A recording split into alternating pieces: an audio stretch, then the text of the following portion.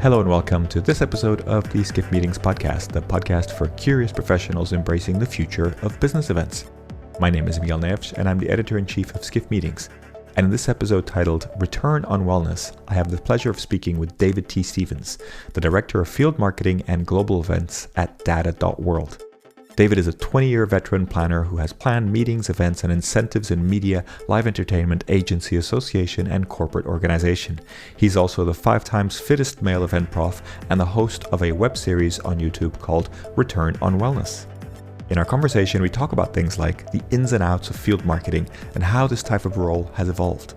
How creative approaches to exhibiting that often cost way less than traditional approaches can be more memorable and very impactful. We talk about sweatworking and wellness trends in business events. And we talk about the importance of designing short sessions and serving the right food to keep attendees focused. Lastly, we talk about how the COVID pandemic has made attendees very protective of their time. I hope you enjoy listening to this conversation, and if you like what you hear, make sure you check out the other episodes of the podcast on our website and subscribe through your favorite podcast service.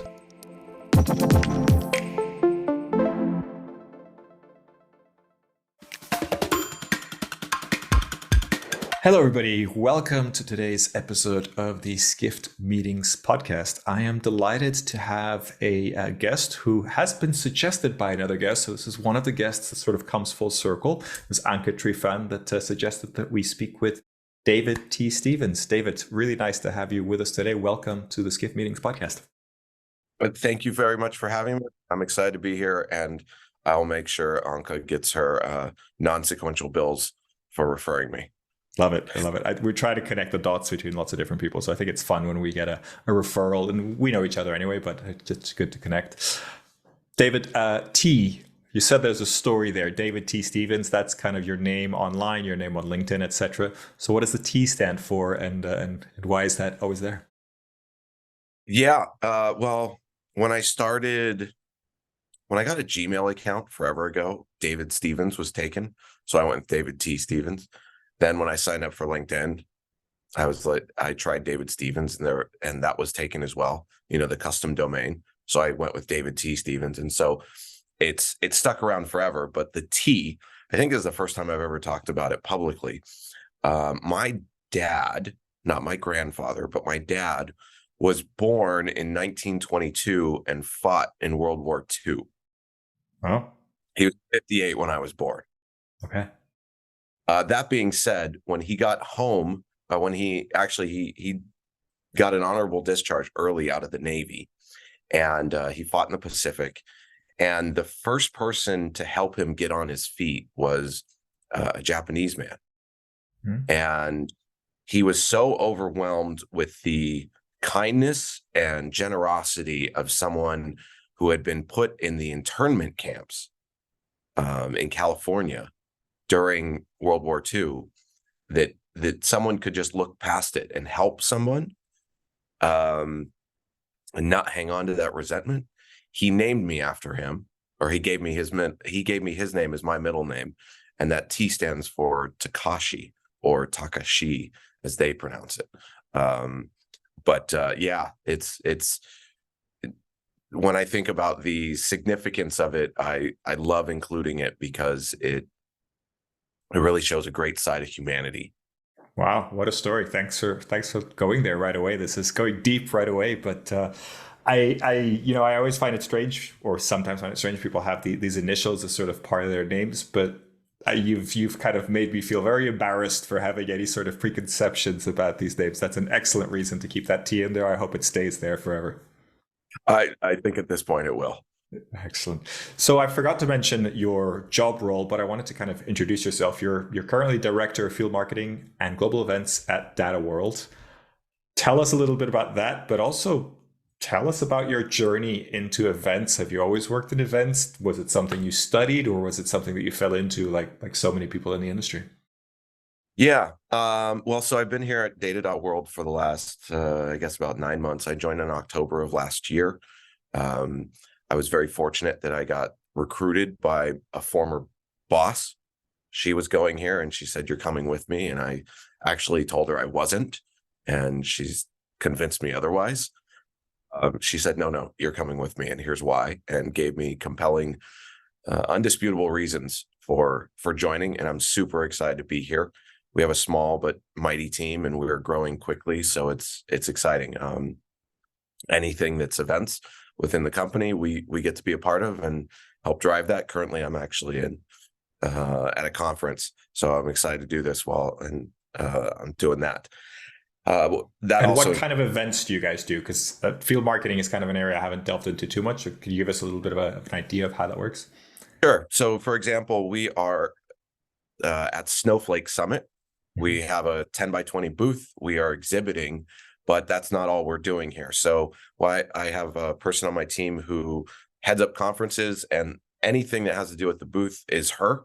But I'm managing all the ancillary stuff around it. So the meeting room, last night we did a event with a couple partner companies at the Magician's Study. It's a speakeasy magic experience that's invitation only and Mm-hmm. super tiny, very intimate. You get to see all the magic up close. It's not the big auditorium thing. You feel like you're in a living room. Left a lot of people's minds blown last night, which was super exciting. So field marketing, I think of traditional event marketing for the most part. I know there's all types of nuances, but you think of a trade show as kind of to go back to my dad's analogy of like air cover, like leaflets out of the back of a plane type of thing. Yeah. Field marketing, I think of that more like Navy SEALs and precision work of on the ground execution of operations so that it's targeted and you really kind of in control of your own destiny that way. Yeah. So exhibiting is sort of the vessel, and then you can use experiential activations within that to really make the brand stand out. So you're not just sort of getting the cheapest booth and putting up a pipe and drape or whatever and doing the minimum, but you're actually kind of investing and going way further. Yeah, I think it's a differentiation of controlling your own destiny. At the show, you can only do so much, right? You're supposed to stay in your booth. You can't go after people, that kind of thing. You hope the right people see your booth and come by. You can put stuff Mm-hmm. on social and you can promote it, but you're still at the mercy of the environment that the show has created. Whereas field marketing, you're really owning that destiny and controlling who you interact with by being a little more proactive. Yeah. And so in your kind of the field marketing part, would you include also doing your own kind of road shows and things like that in that field marketing, or is that a completely separate thing? Yeah, I would say, especially if you're deciding what cities to go to based on sales rep pipeline and who needs help with pipeline and that kind of thing. Um, Conferences are great, but you get that mixed result, right? Like you might get a lot of people from the major metros, but your sales rep in, I don't know, Kansas City doesn't get a lot. So you got to figure out how to drive pipeline for that rep in that market who needs it. Yeah. And you also do conferences and other things within that? Yeah, that it happens on my team.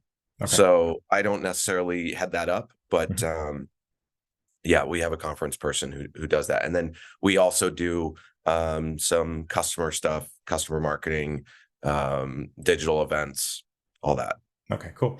Well, let's wind back. Let's wind back to the beginning. I guess, I always like to also ask, what was your first contact with business events and this kind of world? Because I remember mine, and I didn't know this whole world existed before, that moment. Yeah, guidance counselors are very naive to this industry. Yeah, they're not the only ones, but yeah. So this was my first exposure to it was a trade show, and I was a kid. I had gotten a job with a company called Earthlink back in 1997 or 98. I was a senior in high school. It was my work experience class, and I sold internet access inside an electronics store. So we would like hand out CDs and try to sign people up. And they said, "Oh, we're doing a booth at Macworld inside Okay. Moscone, and we need people to come work the booth and try to sign people up for the internet." Okay, cool. Sounds fun. I went and it just blew my small little mind. I was like, what is this circus? I don't know what this is, but I have to be a part of it.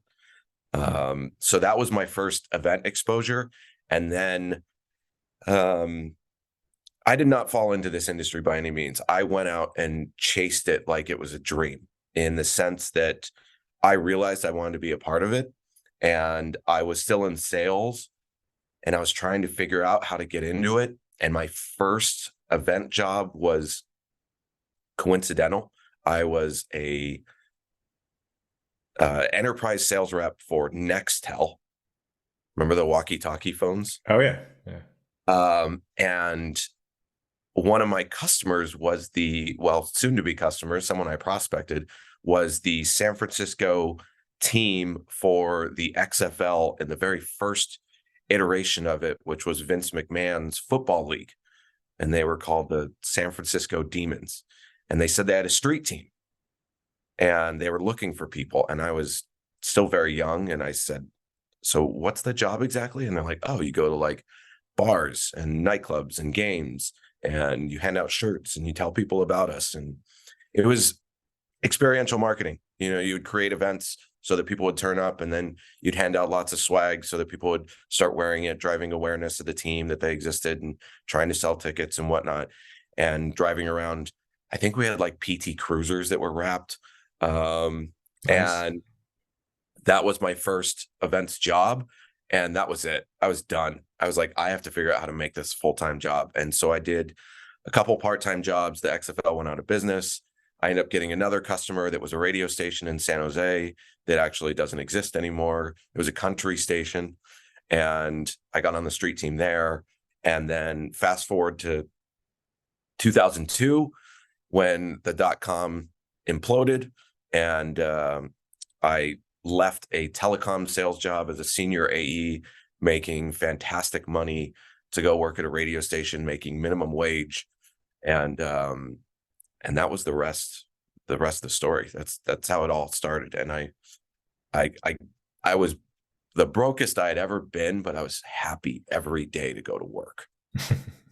Yeah, it's funny how that works, right? The money doesn't necessarily work to make you happy. Yeah, being like 23 also helps as well. Yeah, not having big commitments. So you must have done hundreds of activations, events, all sorts of things. Are there any that really kind of stand out for you as something that you were kind of really proud of being part of? There's a few that really stood out to me. I think one that I just got to be a part of that was a really fun and unique and traumatizing but memorable experience was I was the event manager for MTV Spring Break and MTVU Spring Break in 2006 in Panama City. It was just such a massive undertaking, and it set the record for both MTV and MTVU because it was an unfortunate year with it being the year of Katrina. Yeah. But that meant everyone was coming to one destination. Normally, everything's spread out between Miami and Cancun and all these places, but there was nowhere to go except Panama City. And we had 10,000 people on the beach, and it was a, do you want to keep doing this level of event type of event? The answer for me was no, but I'm glad I did it. That was a big one. I think another one that really stands out was back in 2019. We exhibited at a trade show, and it was one of the most creative things we had ever done. We built our booth completely out of cardboard. And it was the 50th anniversary of the lunar landing. And we built a scale replica of the Apollo 11 moon lander. Yeah. And completely constructed out of cardboard. Wow. So it was sustainable, recyclable, and cheap. So it flat packed, so it was on a single pallet. And so when it showed up, the I don't know if it was Freeman or GES, but they're like, do you have any other pallets coming? I'm like, no, that's it. And they're like, oh, where's your booth? And I pointed to the pallet, and they're like, I don't understand, and walked away. Built this structure, and they're like, what the hell? But it was surprisingly cheap because it was so efficient. But and the show loved it. They hung truss to put lighting on it for us for free. Oh wow. So when you get free lighting, you know you've done something special. Yeah. So that was another one. that was substantial, let alone the things it did for pipeline. Like it put us on the map. And who was we at that point? Like who I were you was working exhibiting for? for a company, it was called Elation, but Okay. I was working for my previous boss. Ah, And the way that interesting thing happened is she was at a makers fair. And I think this is important because inspiration strikes when it strikes. She was at a makers fair, and the company who built it, they had made a giant cardboard T-Rex. wow. And she took a picture of it and she sent it to me. She texted it to me and she goes, "Wouldn't it be cool if we could make a booth out of this?" And we were talking about our space theme. But when she happened to text me, I was standing in DC at the Air and Space Museum, and they had a little scale, detailless, flat edged replica of the Apollo 11 lander. And so it all just happened. And I took pictures of it. I took a video of it on all four sides. And when I reached out to the people that made it, they're like, "You gave us everything we needed. Like now we just have to upsize it." And they put the pictures and video into their CAD program, and they're like, "This is easy. We can do this with whatever." And it just happened to work out. It was one of Very those cool. dumb coincidences that was perfectly aligned. It's funny how, they're not obviously regular stand constructors, right? But I think you get so much more creativity and that kind of like let's make it work approach, right? When you kind of go down that way. Yeah. And we used the spaces in between the legs for our demo station. So it worked perfectly. Perfect. Yeah, it's funny. I remember we did a startup competition in Vegas at an IMEX show, I think probably 7 years ago, something like that. And I wanted a pretty original award. And so I thought we should have an award that was a floppy disk because, just sort of like tech startup, right? Why not, right? But I really So wanted was what I really wanted was a kind of giant floppy disk. And so I ended up reaching out to 3D printing experts and kind of enthusiasts. And this guy ended up printing. It wasn't as big as I wanted it. It ended up being sort of like double the size of a floppy disk. It was still cool. You could kind of hold it, and like there was a little floppy disk or a large floppy disk. But I think it cost me a total of like $11. And he showed up in the hotel and just sort of dropped it up at the reception. And I was like, awesome, right? Like such a unique kind of award. yeah. So we were talking about this last night. We did this magic show, and it wasn't that expensive. Sure, it was only for 60 people, but we just qualified better. Like we made sure that we wanted the right people we wanted to be there were there. But and it was memorable. And that's the thing is creativity is free. Yeah. And a lot of times something that hasn't been done before will make your money go a lot further.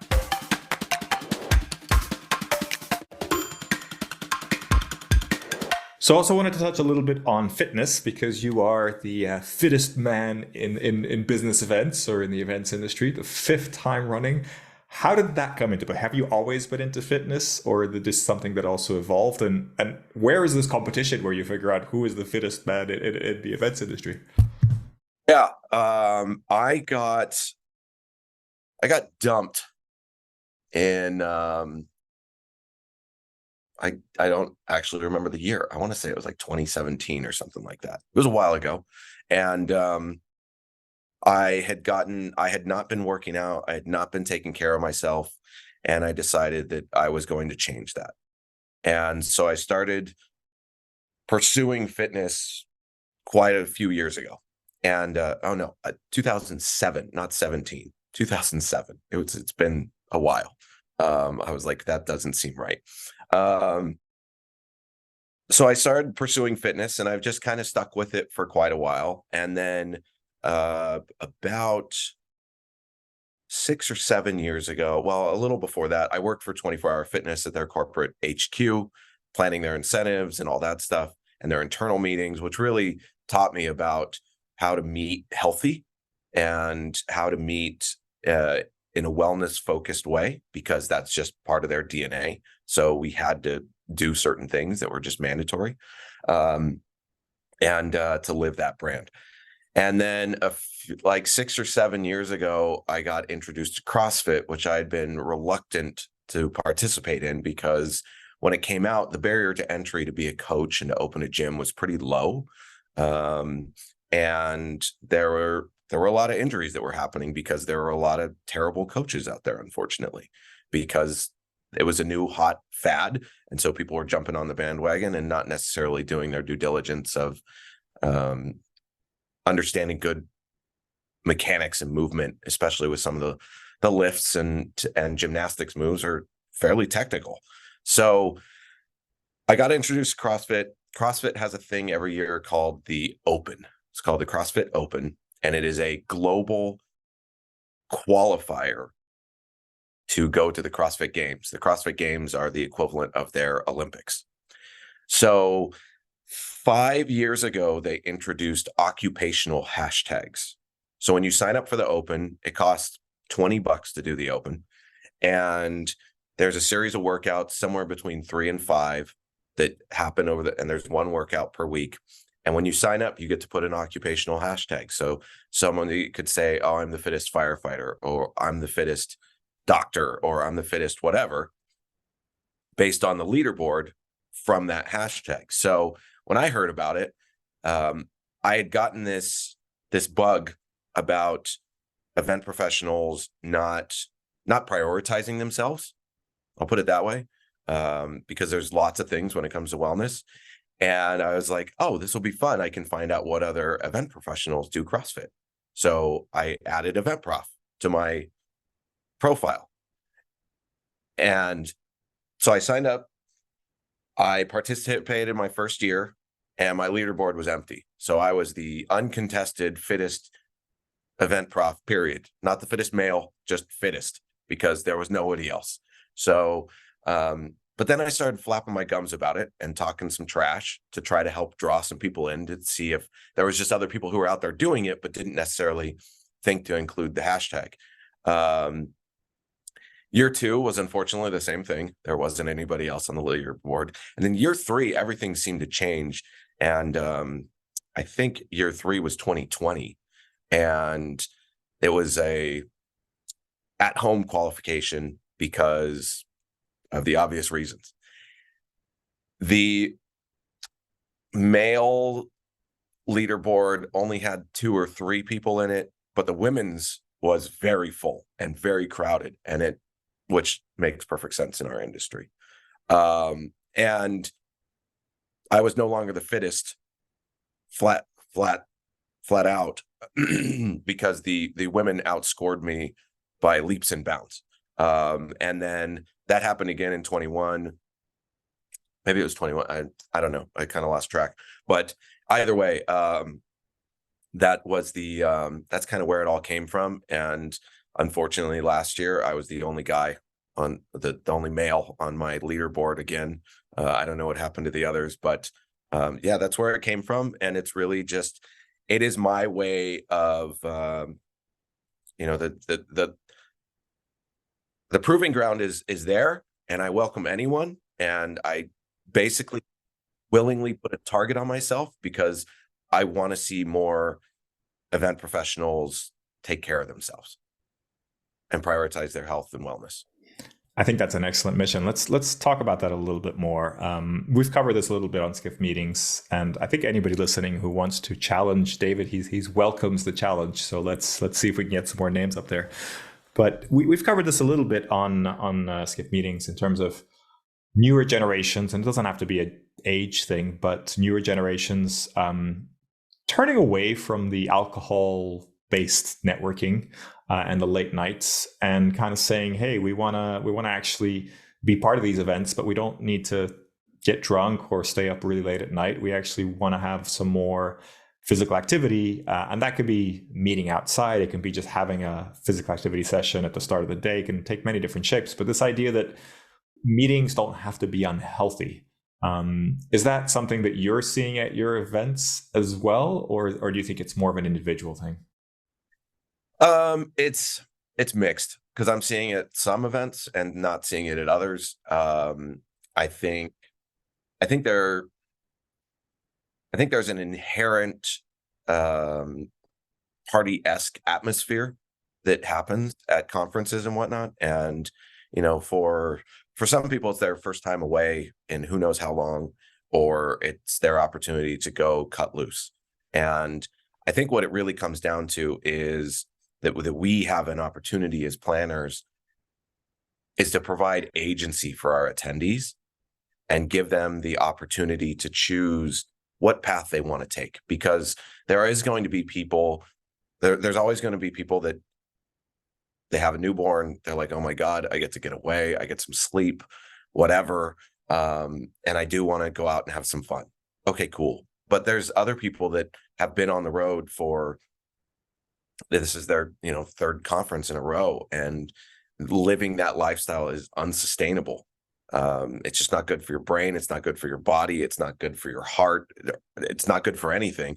So you have to start making more sustainable choices for your well-being. And in that scenario, we need to give those people the options so that they come away from the event feeling good about themselves, instead of like, oh my goodness, I'm just exhausted. That event drained me. I mean, we walk so much. There's so much activity. There's no reason that we should be coming back from a conference weighing 5 pounds more when we have the activity levels that actually could help us lose 5 pounds while we're at a conference. Yeah, that's a good point. Actually, I always find that kind of interesting. But I guess the richness of the food and the kind of the amount that we consume without even thinking about it probably counteracts that in so many ways, right? And the lack of sleep. Yeah. It's just, it is in traditional meeting fashion, it all just builds on itself to not benefit your health. So, but I guess, are you saying then that, is there a way for people to be inspired by activity and fitness and things like that at events and make positive changes? Or is it more the people that are into fitness should be able to continue and have that lifestyle and make connections at conferences as well? I think it's both. I think it's just like, you try to have tracks for people on different things, right? Like, you try to have an event tech track, you have an incentive track, you have anything. Like, you need to have that option so that the people who are into fitness enjoy being there. The ones that want to be healthy, the ones who live a healthy lifestyle at home, feel like they can continue to live that healthy lifestyle when they come to your meetings and events. And it gives the people who maybe haven't or have been trying to, the opportunity to engage with it, because they might come and do a workout and go, oh my goodness, like, I don't know why I haven't been doing this more often. I need to do this more. Because they come to, and we before you start recording, you brought the term of sweat working. They go to a sweat working event in the morning and they bond with people. That was the thing that I learned at 24 when I was there, is every meeting, every day started with a boot camp style workout where all the GMs and stuff of the gyms were former athletes and stuff like that. So it was like practice, and everyone's ribbing each other and giving each other a hard time, but they're all pushing each other and motivating. I bet you can't do this. I bet you can't do that. And people were building those relationships and getting to know each other, and they all left happy and smiling afterwards and ready to start their day, and their brains were primed. So the people that want to take advantage of that, you got to empower them, and let alone the people who want to try it get to experience this incredibly positive environment. So I really think it's both. The other thing I learned there was, when it comes to meals, you might have somebody who's on the straight and narrow, but you might have somebody who's on the straight and narrow, but has their, they call them cheat days. And if anybody who follows The Rock knows his cheat epic, but that cheat day is huge for mindset, because it is your one day to stray from the path and do whatever you want. And I would ask people on the surveys, because it was super relevant to them, do you have a cheat day coming up while you're at the meeting? And if I got a yes, I knew that I had to provide absolute almost garbage on the line, because that's what keeps them sane. And otherwise they're going to lose it. If we fed them egg whites and grilled chicken and broccoli, But I don't know, like I could be responsible for, taking that person off their path because they're like, I need carbs. I need my junk food day. So it really is about letting people make those choices on the line that says, okay, I'm going to have a salad and I'm going to skip the pasta, but then I'm going to have the brownie because I had the salad. Yeah. Or vice versa, the opposite way. I'm going to have the pasta because I'm craving that, and I'm going to have a piece of whole fruit for dessert or something of that nature. Yeah. And this was just to keep everybody in context. This was when you were working for 24-hour fitness, right? That was that period. Yeah, but I do that now at my meetings. Okay. Interesting. When I'm in charge of the line and whatnot. Like last night, we had that magic event, and we had 2 cocktails and a mocktail. Yeah. Another trend that we're seeing. Interesting. And just to kind of wrap this up, in terms of the networking, I'm not a gym rat. I find gyms a little bit intimidating, so I could see something that's a little bit more light, a little bit more for people that might not be into fitness to kind of feel more welcome. I could see that being quite a positive step, provided, I've got some workout gear or whatever, something like that. But in terms of the sweat working, if you will, is it like, it sounds like it can actually be quite a high quality networking, right? Because you're sort of edging each other on, you're helping each other kind of understand how the fitness thing works for you. It may not be as easy to sort of, look at someone and invite them in, like when you're at a cocktail reception or something like that, and just have that sort of like haphazard networking. But it sounds like once you're actually in a space sort of having some sort of physical activity, the amount of sort of really getting to know each other can actually be quite powerful, right? Like you can actually make pretty good friends within those kind of spaces. Yeah, it's trauma bonding at its finest. Um, you're doing things that you're literally putting yourself in a intentionally stressful situation. In the sense that it is putting stress on your body.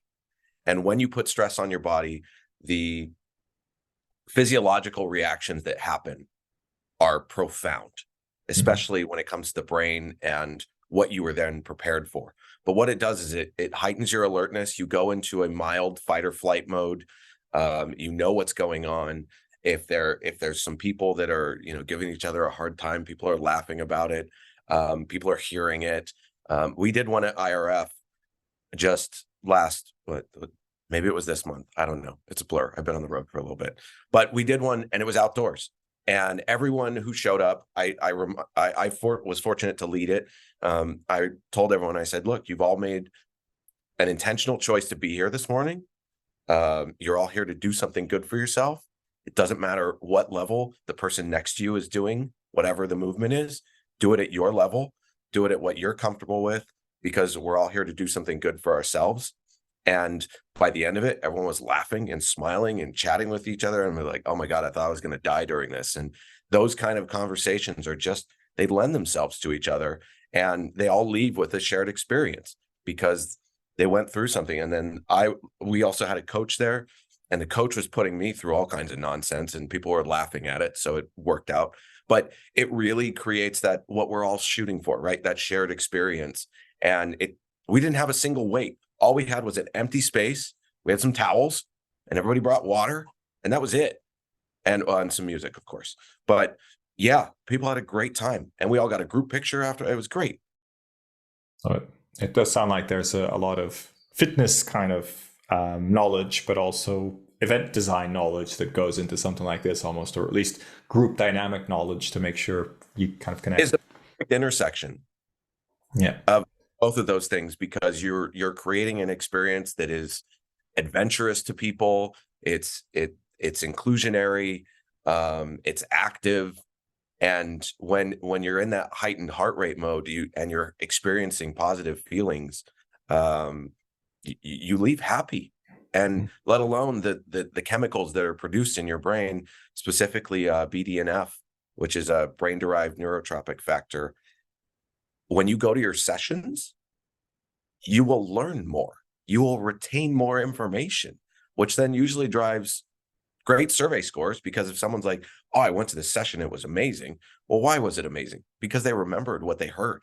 Like that's big. So then you're priming people for the rest of their day to come back with more information than they would have typically shown up with if they were like still hungover and just craving a breakfast burrito in the morning. Yeah, totally with you. So you mentioned there, some science behind this, and I think that makes a lot of sense. If you've exercised, if you've had the blood rushing through your body, if you've put some effort into it, you're gonna be more awake. You're gonna be more alert. You're gonna learn better, right? Is that it, or is there more to this? Well, so the where I learned about this stuff was from a book called Spark, and there was there was this case study of a school where they tested the students based on heart rate range and all this stuff. And so that is, I think of it as the 3 M's. This is usually what I talk about: mindfulness, movement, and meals.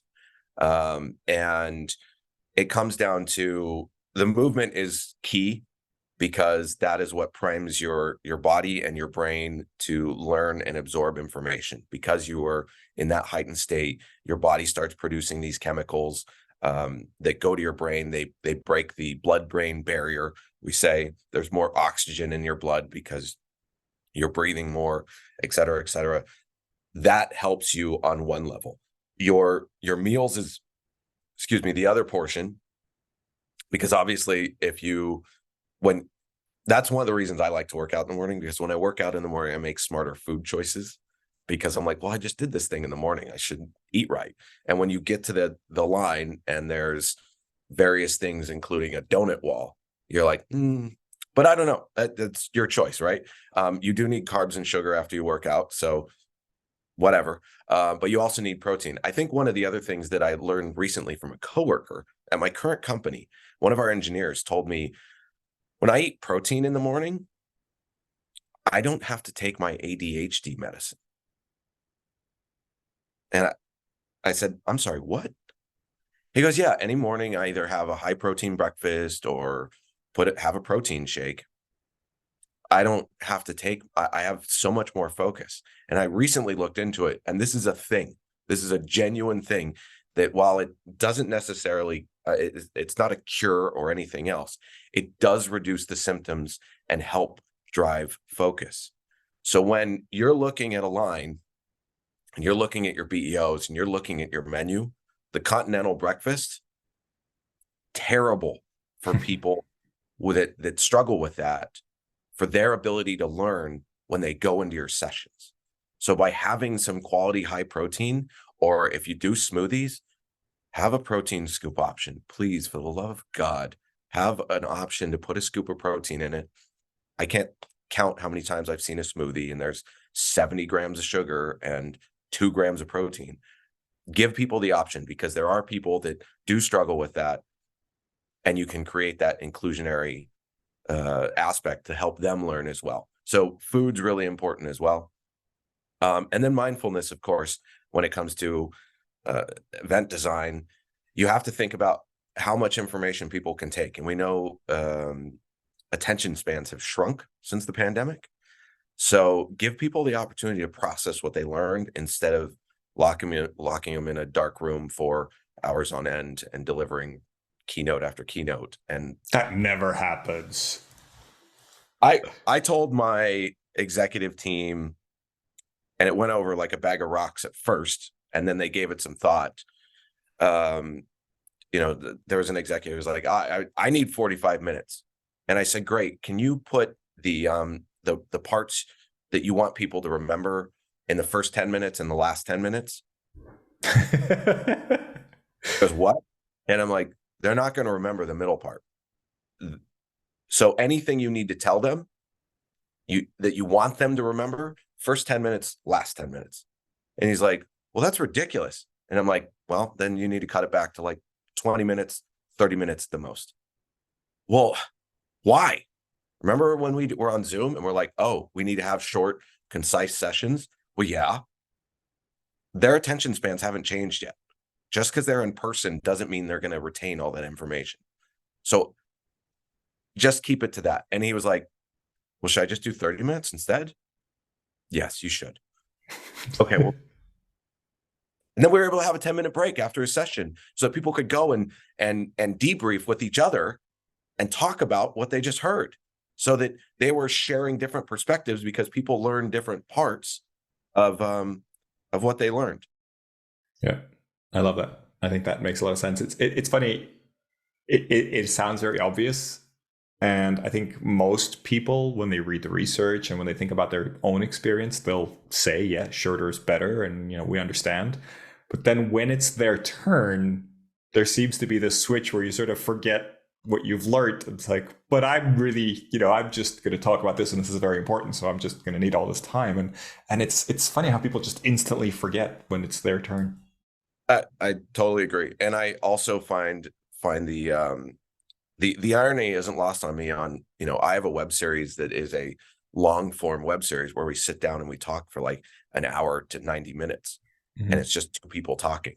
So that irony isn't lost on me either. But I think with online content, you can consume it in pieces, and it's a whole different thing. So Yeah, and it's the same thing with this podcast. We have our episodes tend to be sort of 45 minutes ish. That's sort of where we're at. But I do find audio is a little bit different because you don't tend to be only listening, right? You tend to be doing other stuff. So it's more of a passive consumption. And in that sense, I listen to podcasts that are sometimes 3 hours long. I rarely listen to 3 hours in a row. So I'll, stop and start, but I'll listen to whole episodes, very frequently.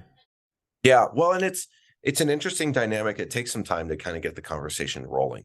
Yeah. And you want to go deep, right? Because I think that's one of the challenges I have with social media and snackable content is that you want that high impact headline. You want that thing that in 10 seconds can change your mind about something. But if you really want to give people a context and really go deep into a topic, you need a little bit longer. You need to kind of drill in, right? And then you need to find the right way to do that.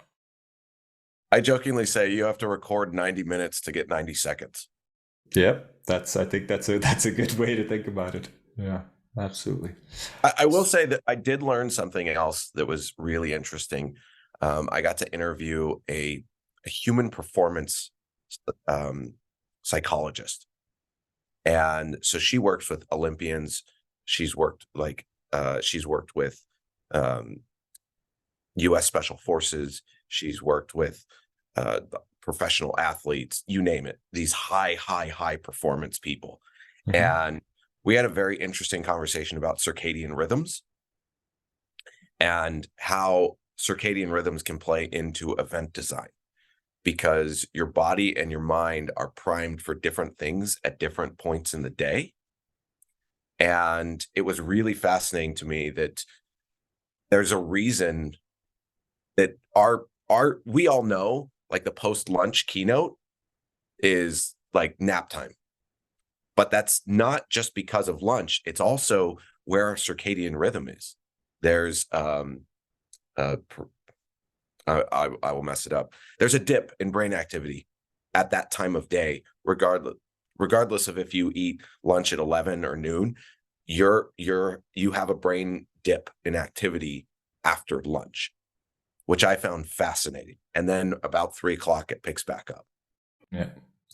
Yeah, I've heard that before also with Daniel Pink. I don't know if you've read some of his books, but he wrote a book about motivation, and then he wrote another book about time and kind of rhythms as well. And that's one of the things he says. He kind of breaks the day into three, and he says that, that kind of after lunch period it's great if you can adapt to the kind of work that works during that period. That's not a time to have like creative work or to do sort of the kind of top priority tasks. It's more of a time to do admin or something like that, because you can sort of like power through it and not require your top performance.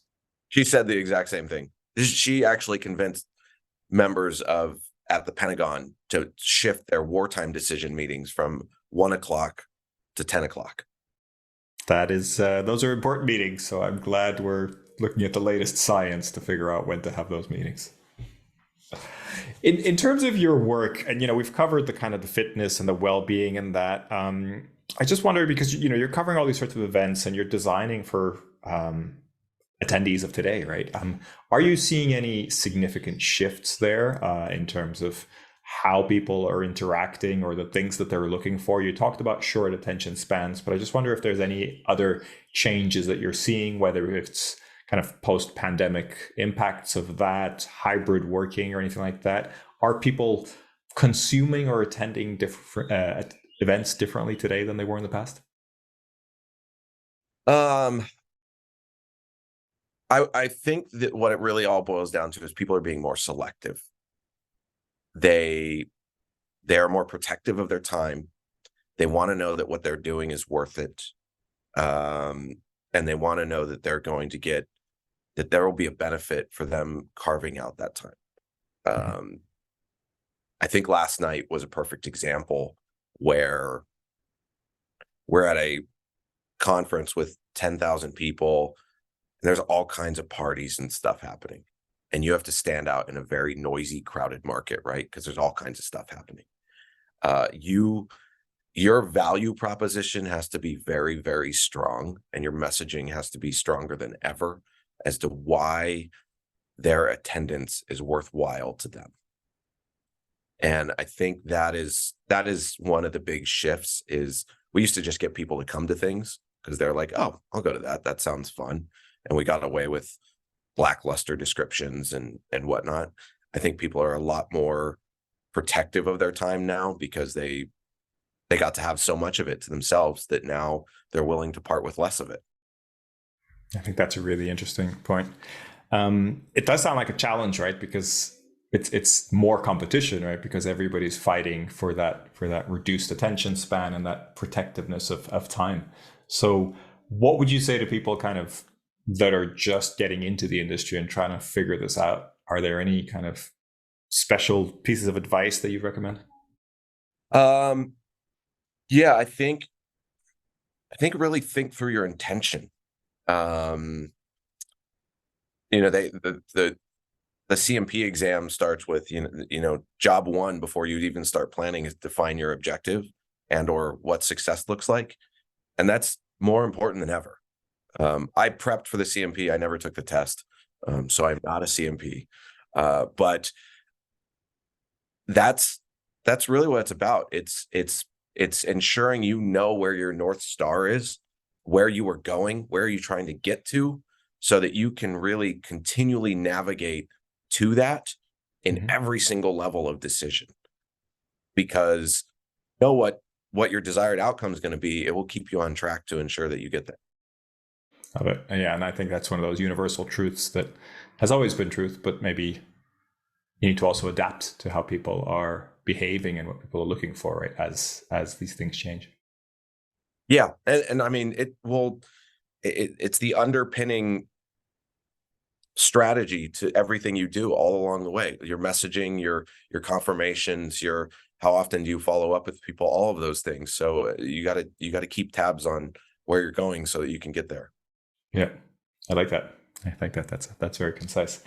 David, want to ask one last question, which is really for your recommendation for somebody else. You're now the sort of second generation, so we're going to go into the third generation of guests recommending guests, and I like that. So if you have somebody in mind, would love to kind of hear who they are. Yeah. So I was going to recommend Edward Parati. He's very well known in the Bay Area, but I think he hasn't necessarily. I don't know how well known he is outside of there. I'm a Bay Area native, and he was.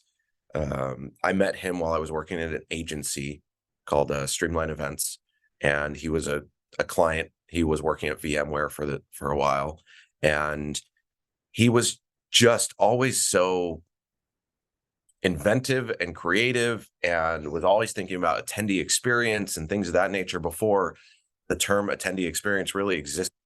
But I think one of the things that is near and dear to my heart is he has had a recent um, change in lifestyle with some health things that came up, and it has really inspired and motivated him. And seeing the changes he has made has really been profound to see. And and he's a total character, so he'll be fun on the show. He's far from reserved by any means, but yeah, just seeing the fact that he is uncompromising in his event standards while still ensuring he continues to take care of himself and prioritizes his own health and well-being is is fantastic to see someone at that level continue to do that. Love it. I think Edward would make an awesome guest. So hopefully we can connect the dots and have him on.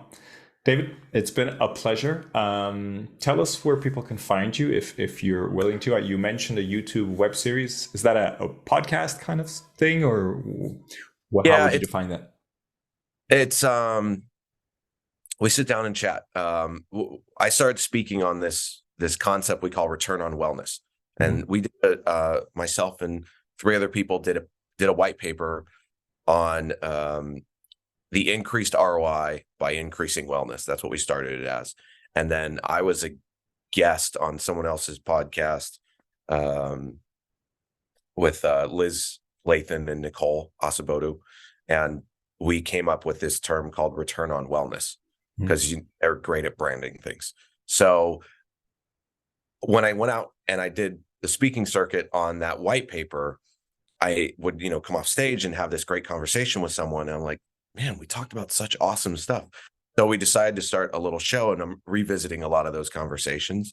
And the idea is it's a conversation between two people who understand events, sometimes three people, and why wellness matters. And it's only on YouTube. It's if you search return on wellness, you'll find it. But there's not a lot of production. It's very simple. It's very straightforward. The idea is you're kind of just listening in on people having a conversation. But I think the big thing to me is wellness is a lot of times seen from some people as this ethereal, hippy dippy kind of thing. And some people want the science behind it. So each conversation, and this episode that's coming out next month, we talk about the term woo woo and the fact that people who are really into wellness from a spiritual and mental state, like that's not a great term. They kind of hate it. But it was great because the guests I had was Janine Cliff from Four Seasons, who is a global sales rep and runs wellness retreats, and Lori Sharp, who has been an event marketer for a number of years and has sat on boards and everything else. And the banter between the two of them about the justification of wellness and the scientific approach versus the holistic approach, and that balance, it was one of my favorite conversations so far, because wellness isn't this one thing that we can just define. It means different things to different people. So everywhere on social is David T. Stevens. The YouTube series is called Return on Wellness. Perfect. What a great segue. And you have a white paper as well. Is that can we find that somewhere? Yeah, if you or can we put it in the show notes? Linked on my LinkedIn, but yeah, we can also include it in the show notes. It's called Increasing ROI by Increasing Wellness. Love it. What a great way to end. So David, thank you again for being with us today. Appreciate your time, and thank you for the great conversation. Hope everybody else also enjoyed that as much as I did, and see you next time. Awesome. Thank you.